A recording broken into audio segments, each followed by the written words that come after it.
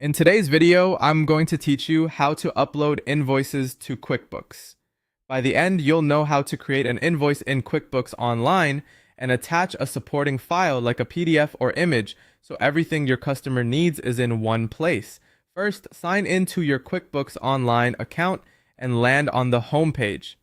From here, open the invoice screen. You can do this by navigating to the invoices area or using the shortcut to create a new invoice.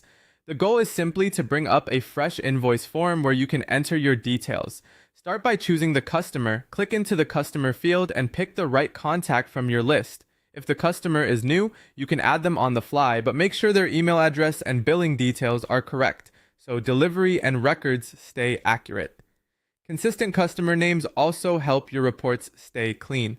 Next, fill in the core invoice details. Enter the invoice date, due date or terms, and any reference number your workflow requires. If you use a specific numbering sequence, follow it here for easier tracking. You can also add a memo that your customer will see, such as a project name or brief note about the work completed. Now move to the line items. Click into the product or service area to open your list, then choose the service or item that best matches what you're billing for. If you use service bundles or different rate levels, select the option that fits this invoice. After selecting the item, type in the specifics, a clear description, the quantity or hours, and the rate. QuickBooks will calculate the amount automatically. Double-check sales tax settings to make sure the correct tax is applied based on your item and location. With the line item set, attach your supporting document. Click Add Attachment, then browse for your file.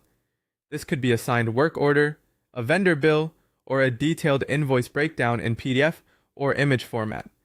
Keep file names clear and check that the file opens properly before you proceed. If your file is large, compress it to stay under QuickBooks' size limits. When everything looks good, select Review and Send. This opens a preview so you can confirm the invoice details, verify the email message, and ensure your attachment is included.